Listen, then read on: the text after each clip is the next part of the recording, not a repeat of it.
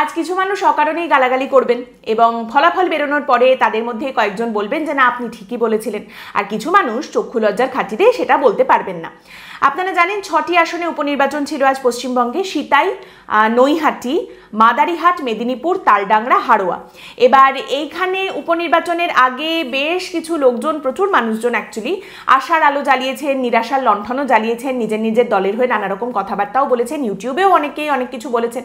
কিন্তু আমাদের তো আলাদা করে কিছু বলার কারোর জন্য কোনো ব্যাপার নেই, তাই আমরা একদম শেষে নির্বাচনের দিনে এই নিয়ে একটি পর্ব আপনাদের সামনে রাখছি।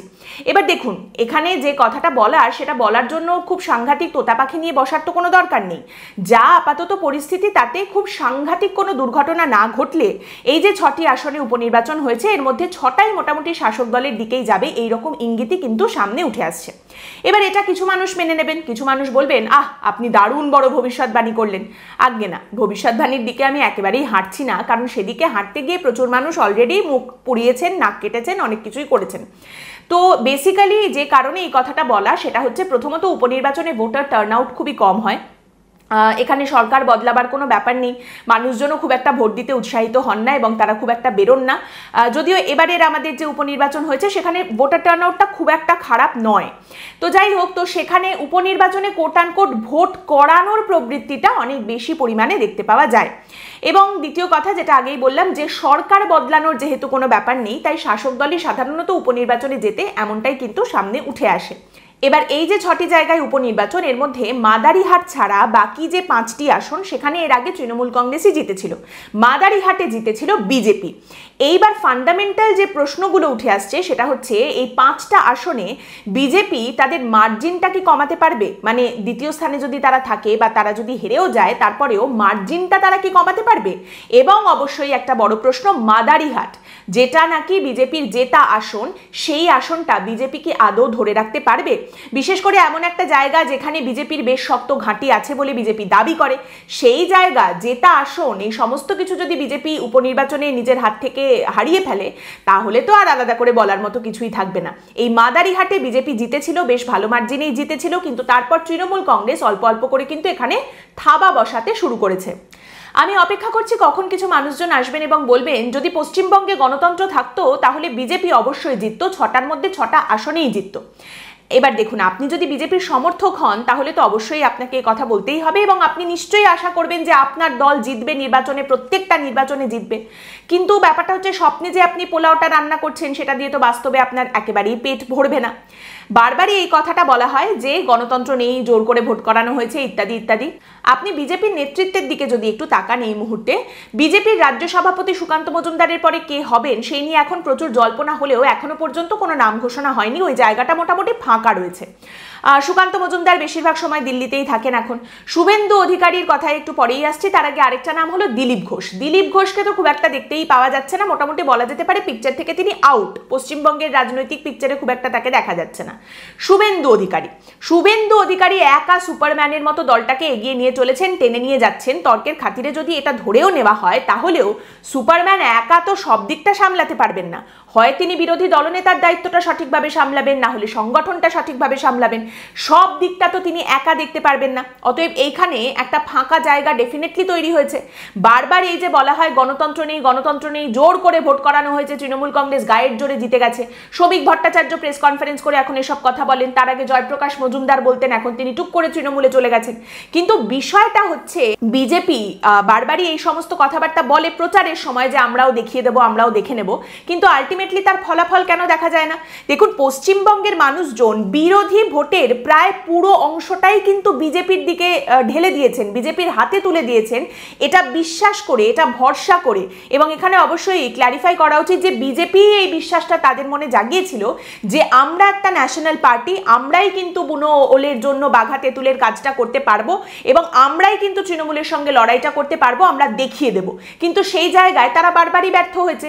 2019-এর পর থেকে বলা যায় যে বারবার প্রত্যেকটা নির্বাচনে বিজেপিকে ওই ডান হাত বা হাত আর অজুহাতে সামনে রাখতে হয়েছে, হয়েছে, বারবারই বলতে হয়েছে যে ওরা করতে দেয়নি, ওরা করতে দেয়নি, ওরা জোর করে সমস্ত কিছু করে নিয়েছে। তো ন্যাশনাল পার্টি হিসেবে যে বড় বড় কথা, কেন্দ্রীয় বাহিনী নিয়ে বড় বড় কথা, এবং তারই সঙ্গে প্রচারে গিয়ে আমরা হ্যান করব, ত্যান করব, দেখিয়ে দেব, রুখে দেব, সেগুলো আপনারাই বা কেন করতে পারেননি? সেই জবাবটাও আজ পর্যন্ত পরিষ্কার নয়। আর আপনি এই নিয়ে আলাদা করে অন্যদের আর কি বলবেন? বিজেপির মধ্যে থেকেই তো লোকজন বলছেন যে কেন্দ্রীয় বাহিনী এসেও নাকি তৃণমূল কংগ্রেসকেই সাহায্য করে এবং সেখানে কেন্দ্রীয় সরকার কোনো পদক্ষেপ করছে না। এই কথাকেই বলছেন হিরণ চট্টোপাধ্যায়। ঘাটালে আপনারা জানেন লোকসভা নির্বাচনে বিজেপির প্রার্থী হয়ে তিনি দাঁড়িয়েছিলেন এবং তিনি বলেছেন এই কথা যে কেন্দ্রীয় বাহিনী এখানে এসে তৃণমূলের হয়ে ভোট করায় আমাদের ভোট করতে দেয়নি। কেন্দ্রীয় সরকার যদি কোনো এখানে পদক্ষেপ করতো তাহলে 6টার মধ্যে 6টা আসনই আমরা জিততাম, কিন্তু কেন্দ্রীয় সরকার কোনো পদক্ষেপ করছে না, কোনো ব্যবস্থা নিচ্ছে না। এই কথা বলছেন বিজেপির নেতা, উপনির্বাচনের প্রচারে গিয়ে ক্ষোভ প্রকাশ করছেন তিনি। এবার দেখুন কেন্দ্রীয় বাহিনী কি করেছে কি করেনি এর একমাত্র জবাব একজনই দিতে পারেন, আমাদের দেশের যিনি স্বরাষ্ট্রমন্ত্রী অমিত শাহ।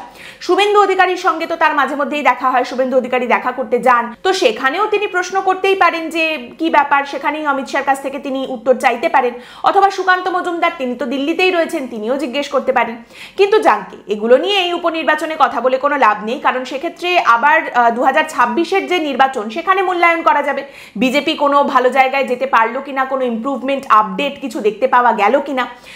নির্বাচন তো নির্বাচন না হয় সেই মূল্যায়ন সামনে রাখা যাবে।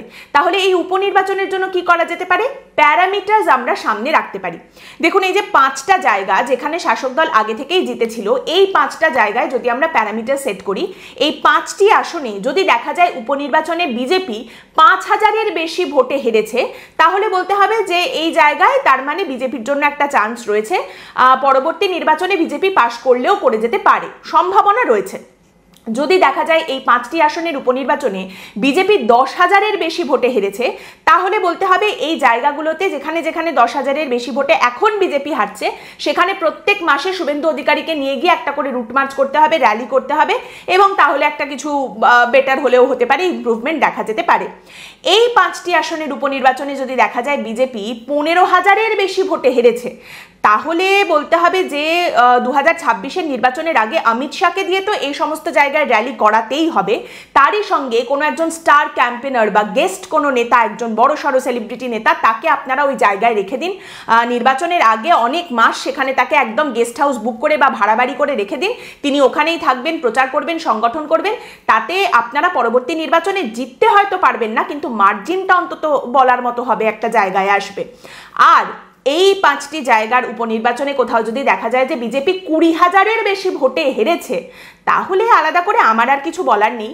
কারণ সেটা যদি হয় তাহলে আপনাদের পশ্চিমবঙ্গে অন্তত 3-4 জন এমন মানুষ তো আছেনই যারা বলেন যে আমরা সাংবাদিক, বা আমরা সাংবাদিক নই, আমরা অ্যাক্টিভিস্ট, তাদের কথাবার্তা আপনাকে শুনতে হবে। তারা হয়তো কান্নাকাটি করবেন, দুঃখ পাবেন, এবং ঘুরিয়ে মূল্যায়নটা তারাই একমাত্র আপনাদের শোনাতে পারবেন। আমি তো পাতি কথা বলবো। এবং এখানে এক লাইন অবশ্যই বলা উচিত যে এই উপনির্বাচনগুলোতে সিপিআইএম প্রার্থী বা সিপিআইএম সমর্থিত প্রার্থী, কংগ্রেস প্রার্থী যারা দাঁড়াচ্ছেন, তারা যদি 5,000-এর বেশি ভোট পান, তাহলে এই উপনির্বাচনের ফলাফল নিয়ে আমি যে পর্বটা করব সেখানে অবশ্যই তাদের নাম আমি আলাদা করে বলবো। এবং এটা আমি একেবারেই ব্যঙ্গাত্মকভাবে বলছি না। দেখুন এটা একটা উপনির্বাচন, বর্তমান পরিস্থিতিতে দাঁড়িয়ে একটা উপনির্বাচনের সময় যদি দেখা যায় সিপিআইএম সমর্থিত বা কংগ্রেস এই প্রার্থীরা, যেখানে পরিসংখ্যান বলছে 2000 ভোটও তারা পাবেন কিনা সন্দেহ, সেইখানে 5,000-এর বেশি ভোট পান, তাহলে অবশ্যই তাদের নাম আলাদা করে বলতে হবে, কারণ it will be an achievement. এই উপনির্বাচনে শাসক দল তৃণমূল কংগ্রেসকে যদি কোথাও খাটাখাটনি করতে হয় তাহলে সেটা হচ্ছে মাদারিহাট।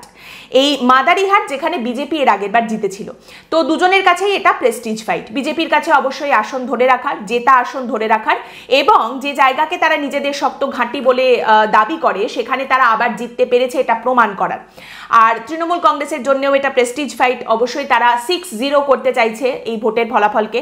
এবং তারই সঙ্গে একের পর এক যা যা ঘটনা দেখতে পাওয়া গেছে, লোকসভা নির্বাচনে শহুরে এলাকায় তৃণমূলের ভোট কমেছে, আরজি করের ঘটনা ঘটেছে, এবং তারপরে যে নেতিবাচক প্রভাব পড়েছে শাসক দলের ওপরে, এবং মানুষের মধ্যে যা যা নেতিবাচক প্রভাব পড়েছে, যে নেতিবাচক মনোভাব তৈরি হয়েছে, কিংবা এখন এই যে একের পর এক দুর্নীতির খবর আবার উঠে আসতে শুরু করেছে, আবাস যোজনার তালিকা যেখানে নাকি রাজ্য সরকার টাকা দেবে, সেই তালিকা তৈরি করতে গিয়ে একের পর এক দুর্নীতির কথা উঠে আসছে, একের পর এক ফ্রডের অভিযোগ উঠে আসছে, ট্যাবের টাকা নিয়ে দুর্নীতি, স্কুলের ছাত্রছাত্রীদের তরুণের স্বপ্ন প্রকল্পে যে ট্যাবের টাকা পাঠানো হচ্ছে সেটা উধাও হয়ে যাচ্ছে, অন্যান্য প্রকল্পের টাকা পয়সা উধাও হয়ে যাচ্ছে, বড় একটা দুর্নীতির ইঙ্গিত এখান থেকে উঠে আসছে, যেটা নিয়ে আমরাও আলাদা করে পর্ব করেছি। আমি লিঙ্ক দিয়ে রাখবো নিচে, আপনারা অবশ্যই দেখে নিতে পারেন যদি না দেখে থাকেন। তো এই সমস্ত কিছুর পরেও ব্র্যান্ড মমতা বন্দ্যোপাধ্যায় এবং অভিষেক বন্দ্যোপাধ্যায়ের আন্ডারে সব কিছু ঠিক রয়েছে, একেবারে ঝক্কাস চলছে সবকিছু।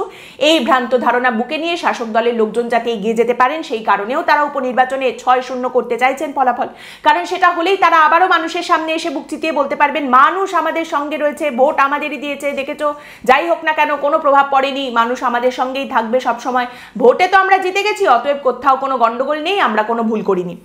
এবার এইখানেই মনে করিয়ে দিই আপনাদের, আইপ্যাক কিন্তু এখনও তৃণমূলের সঙ্গে রয়েছে এবং 2026-এও থাকবে। সম্প্রতি আইপ্যাক একটা ভিডিও পাবলিশ করেছে যেখানে তারা দেখিয়েছে যে তৃণমূলকে তারা কিভাবে জিতিয়েছে 2021-এ, এবং সেখানে দেখা যাচ্ছে যে আইপ্যাকেরই সব ক্রেডিট, পাহাড় প্রমাণ ক্রেডিট, সেভাবে তৃণমূলের খুব একটা কিছু নেই, আইপ্যাকেরই অবদান, আইপ্যাকেরই ক্যারিজমা। 2026-এও তারা থাকবে এবং সেখানেও দেখা যাবে যে তারা কি করবে না করবে।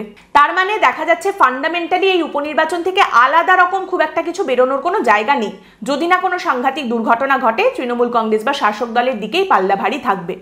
এবার আপনি বলবেন আপনি কেন বারবার এই দুর্ঘটনা যদি না ঘটে, যদি না বড় কিছু ঘটে এই কথা কেন বলছেন? এই তো শেয়ানা কথাবার্তা না, তার কারণ হচ্ছে যে পরিসংখ্যান এটাই বলছে যে দুর্ঘটনা বড়সড় কিছু না ঘটলে শাসক দলের দিকেই পাল্লা ভারী, তারাই জিতবে। এই যে কথাটা বলা হচ্ছে তার কারণ হলো সম্ভাবনার শিল্প, রাজনীতি সব সময় সম্ভাবনার শিল্প, তাই সম্ভাবনার একটা জায়গা সব সময় সেখানে থেকে যায়। জনতা জনার্দনকে চটানোর মতো স্পর্ধা কারুর নেই। আজকের পর্ব এখানেই শেষ করছি। আপনাদের মতামত এই পর্ব সম্পর্কে অবশ্যই জানাবেন। পরের দিন দেখা হবে অন্য একটি বিষয় নিয়ে আলোচনায়। ভালো থাকবেন।